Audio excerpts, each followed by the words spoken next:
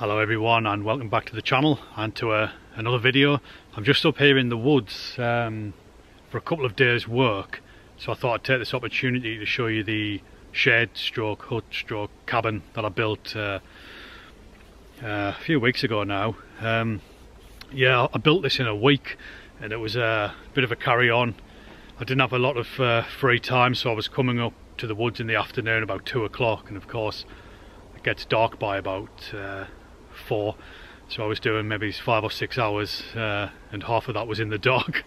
But it's turned out alright, it's functional enough. It's mainly just to keep tools in while we're not here, to save us having to drag everything up from the car. So I'm going to take the camera off the tripod and I'll give you a look. So this is the shed from the outside. In terms of dimensions, it's 4.8 meters long and 3 meters wide on the side there. Those are the lengths that the shiplap came in, and basically the standard lengths of wood you can buy from a timber merchant or B&Q or Wicks or what have you. So yeah, it's actually, the shed is on wheels. Now that is largely to do with planning issues, but it also helps get the airflow underneath the shed as well, which pretty important in a woodland because the place is really damp. So I've got a decent sized door on there. The roof overlaps a little bit, so I can store some pine there this season. I've got a bucket of sawdust there for the toilet as well, which I'll show you in a moment. So yeah, it's a decent sized shed. I'll just give you a look underneath here if you can see this. Bear with me, I'll just take the camera off the tripod. Now can you see that? You can see how the beams are running straight there, but when I built this, I didn't have these caravan stands in, and I'm not joking, those beams were like shaped like a banana. All the weight was coming down onto the side of the shed, and it was just really bending. So I got on Amazon and just bought some of those stands, and I was able to kind of prop it up a bit. I'm guessing over time it'll have just kind of snapped in half. Yeah. So I've got a wood burner, and I'll show you the inside in a moment. This is from an old bell tent, so I just had to buy an extra section of flue for the top there. It's all a bit hillbilly, to be honest, down here, because normally this flue would be coming out of the side of a bell tent and then that would go into the ground. Obviously it won't reach the ground, so just got a bit of pine and some bricks to keep it stable, and I've put a couple of guy lines in as well, just to keep it all solid. I've got plenty of timber left over which I'll take home with me, and the step ladders as well. So on the roof I used I think it's called EPDM rubber roofing. It's got a life span of about 50 years. I mean, it costs a bit more than the normal type of shed felt like you use, but it's going to last for 5 decades, and I think it's probably worth spending the extra. The only downside about this stuff, if you've ever used it, it is heavy as hell. It absolutely weighs a ton. The length I've got on here, I'm guessing it was probably around 40 or 50 kilograms.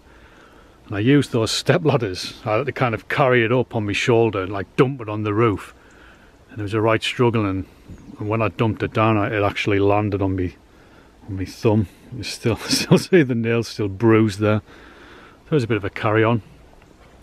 But around the side here I put in some perspex windows just to let a bit of light in, and I've got like a shutter system on the inside. And again here I've propped it up with some of those caravan stands, but that's all looking quite good underneath there now. I mean, that'll last. It's all nice and straight. I've got like 6 4.8 metre beams running along, you know, that's what the entire shed is resting on, and it's quite heavy. I'm not sure if you can see the axle underneath here, it might be a bit too dark. No, you can see the axle there. Yeah, so I've got 6 4.8 metre beams going lengthways, and then widthways I've got 3 metre beams. I think there's about 12 or 14 of them, so it's solid, you know, it's not gonna fall to bits hopefully. And I've got some guttering and a water butt to go on, but I haven't got around to doing that yet. Probably try and get that done this week actually. So yeah, that's the shed from the outside. I've got a little rope here which I use to put the lantern on when it gets dark, if I'm outside using the sawhorse or whatever. So let's have a look inside. So it's a decent sized door which lets a bit of extra light into the shed. I've got this little makeshift step. Yeah, so here it is. So on this side I've just got some hooks up on that for me coat and me bags. There's a chemical toilet in there with no chemicals in.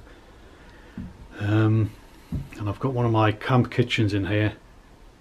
This is the first one I made, but it weighs an absolute ton, so I made another one in lighter plywood, but this is real top grade marine plywood. The colour of it is, the colour's lovely, but it's just so heavy. So I thought, well, I'll put that in here. And I've got the Cook Partner stove, which if you've watched the channel before you'll have seen me using that in the truck. I've got a gas bottle down there. I've got about a week's worth of beans you know, just in case the apocalypse happens. Yeah, just bits and bobs hanging around. Got the old Coleman lantern there. Yeah, so that's the kitchen area. Obviously there's no running water, so I'll just bring it in containers. And then I've got my tools stored here.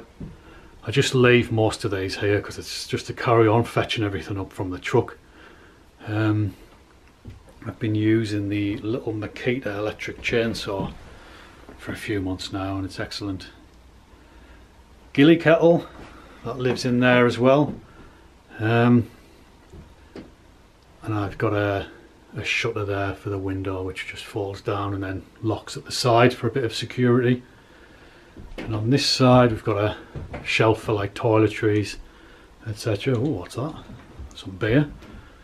I'll be doing a beer review later on around the fire, I think, one of these brew dogs. Yeah, a couple of seats, a couple of reindeer hides, and there's the stag's head bar. When I bought the wood for this shed, it came on a pallet, so I just chopped the pallet up and made this. But it seems to have, it was actually a wine bar, but it's got Trish's gin in it at the moment. Yeah, and then we've got the little wood burner which I've fitted in. So this was out of my bell tent. I must have had it for about 12 years, but we rarely use the bell tent, so it's just kind of sat in the garage for probably about the last 5 or 6 years. So I thought, well, I'll just fit it up here. It's really good actually. It's I think it's about 3.5 kilowatts, so you just stick it on and within half an hour it's proper vest and pants weather in the shed. And it just exits from the side there, not from the top, which it's a little bit safer actually, because you kind of reduce the risk of gases escaping through the different sections of flue, but then you lose the extra heat from the flue. But it's not a problem, as I've mentioned, you know, it works really well. As soon as you get that on, everything warms up. And I've, over the past few weeks, throughout the colder nights, I've just been cooking like a stew on top of it as well. And I've got a bit of rope here, which if you're working in the woods and you get wet, you can just hang your clobber over that and it'll dry on the night. So yeah, that's it, the woodland shed. I do sleep in here occasionally. We got in here last night quite late.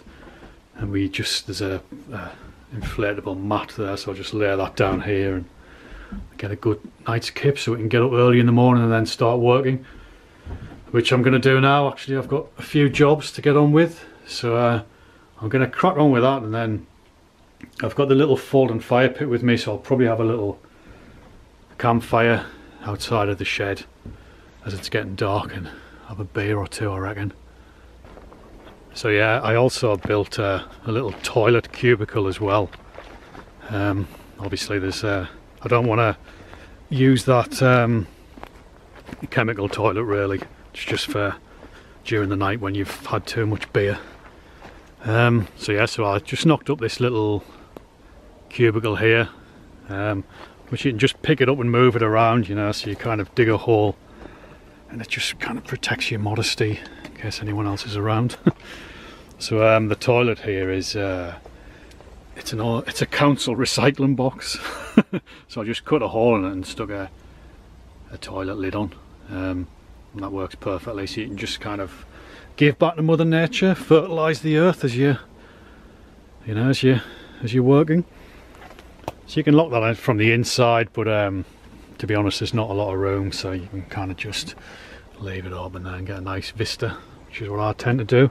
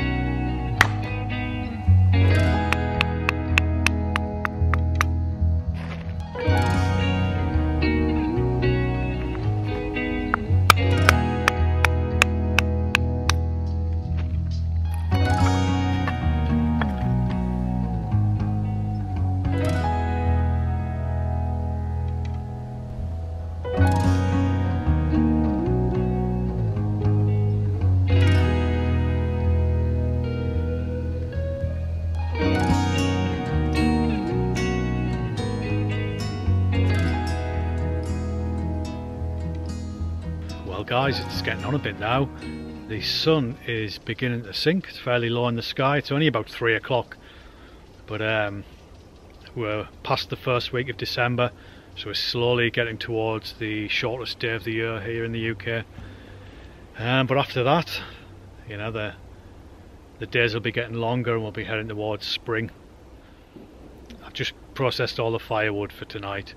I'm just going to get the fire out in front of the hut actually, and get a little fire going and have a beer. I think I've done enough work. So yeah, let's crack on.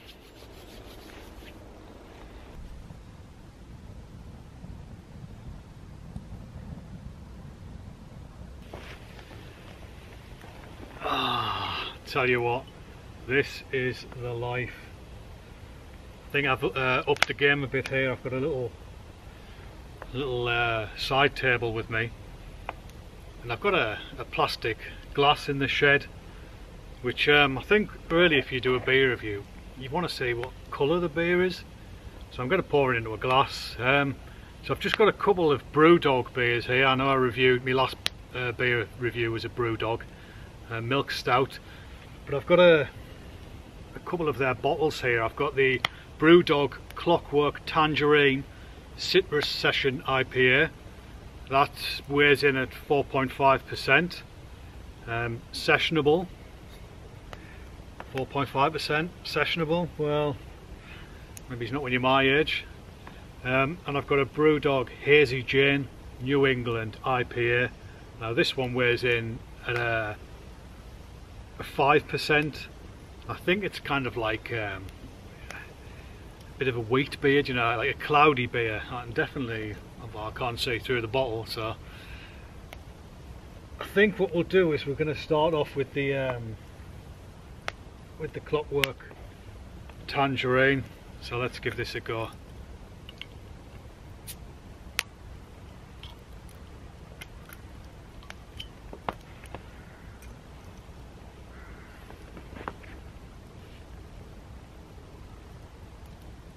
Citrusy on the nose, as you would expect.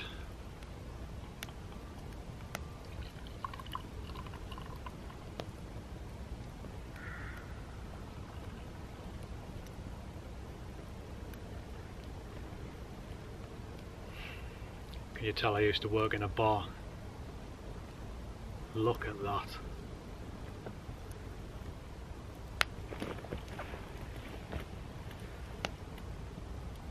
That is a really nice colour. Very nice looking beer. Let's give it a try.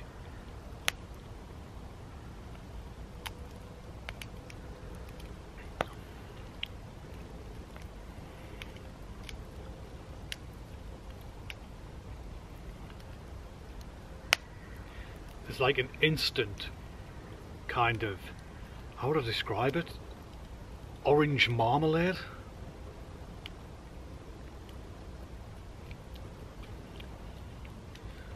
The first taste you get is orange marmalade, like a slightly sweet orange flavour, immediately followed up by a nice smooth bitterness.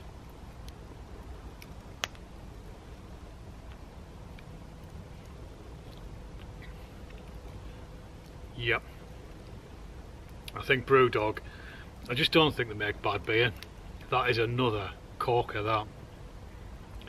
that's really nice. And you've got a lovely, not tangy, but a very, very mellow citrusy aftertaste lingers on.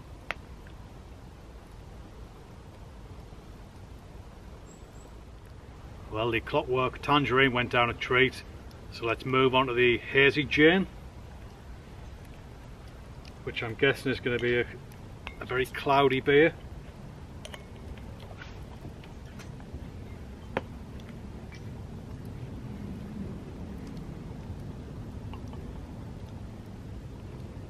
Oh, it's a bit lively.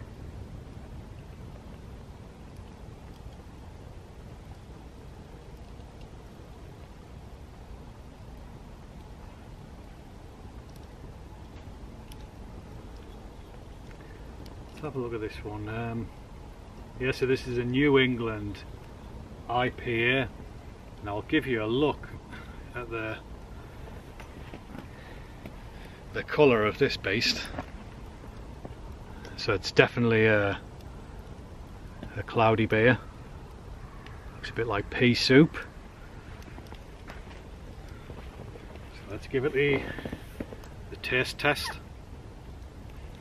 Oh, that is a lovely nose. Really fruity.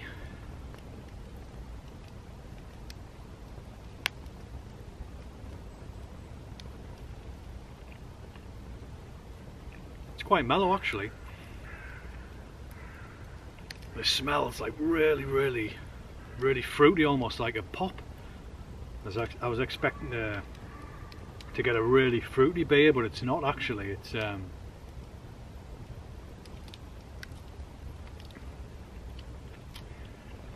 definitely a citrus note on it. Not too bitter, quite mellow. quite easy drinking actually. Yeah, it's quite a mellow beer. I think the other one, the Clockwork Tangerine, was definitely much more vibrant and fruity, and this is it's quite laid back and mellow, subtle flavours. I think the Hazy Jane is all about subtleness.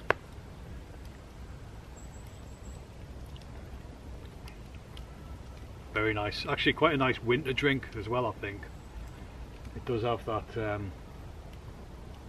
that quality to it.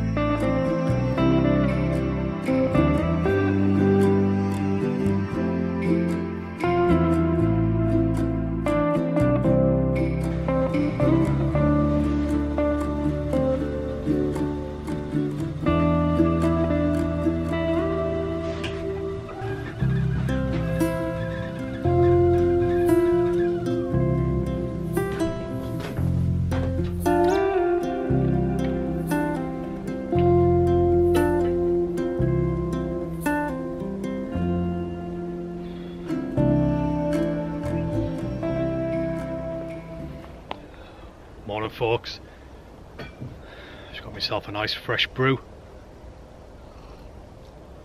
It's really comfortable sleeping in the shed. So what I do when I go to sleep is I'll get a pile of kindling, keep it next to the wood burner, and I've got a rope above the wood burner and I hang my clothes on there. So I think it was about quarter past 6 in the morning.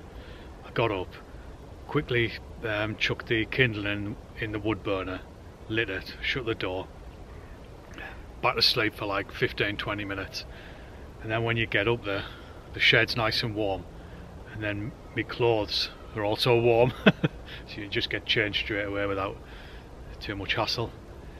Then I stick a kettle on and get a brew. But we're actually heading back pretty much straight away because we've got work this afternoon. So, but I'm going to be coming back up during the week if the weather holds up to do a bit of campfire cooking, and I want to show you a couple of knives I've recently got off Mason Bushcraft knives.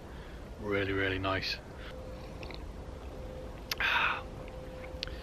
So yeah, when I built the shed, I was up here on Halloween one night. Really spooky. It was a full moon and the mist came right down to amongst the trees, and I had a head torch on, and I would say about 2 foot in front of me, which was fine because I was just screwing the cladding on, but I just had some horrible feelings that I was being watched, you know, that there was someone else in the woods. Really creepy. You know, I've camped in woods all over the world, you know, and I have never ever been frightened of, like, you know, the supernatural or anything like that. I'm always worried about other people and wild animals, but in this woodland I get the creeps all the time. It's a spooky place, and on that Halloween night I don't know if it was just me imagination, but I was like, wow, this is really creepy. And then I had it's not far to the car from me, it's about 250 metres or so, but in fog, when you've got a head torch on, you can't really see. It just reflects the light back into your face. So I kind of really struggled to find the car, and that was it's probably the most frightened I've ever been in a long time. I was like, get me out of here. But it's this woodland it's an ancient woodland, and it's part of the Royal Forest of Galtres, which in its heyday spread from Booth and Bar in York, you know, the castle walls or the city walls, all the way up to like the North York Moors and up on the Middlesbrough. And Easingwold was the main settlement, and others as well, like Sheriff Hut and places like that. But I think there was settlements within the woods as well. I think 60 or something I was reading, 60 different kind of small, just wooden settlements where people would live with permission from the king. And I think the king used to come through here with hunting parties and that kind of stuff back in the day. And then one king, I can't remember who it was, in the 14th century or something, ordered the forest to be well, deforested, and it pretty much was, and there's just a few pockets of it left, and this is one of them. So I think that's why it's a bit spooky, you know, it's like an ancient old haunted house. Just gonna put the ash from last night's fire around this crabapple tree. Ash is good for the soil, good for the tree.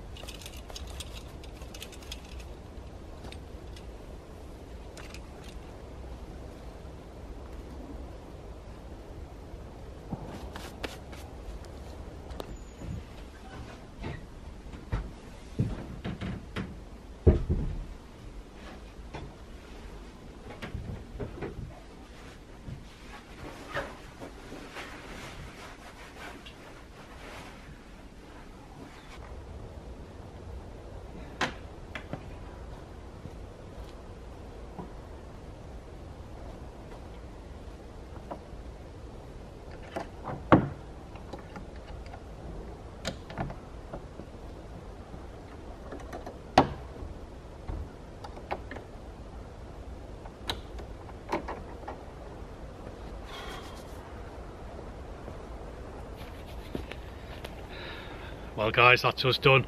So as ever, thanks for watching. Hope you enjoyed the video. I'll see you again in the next one.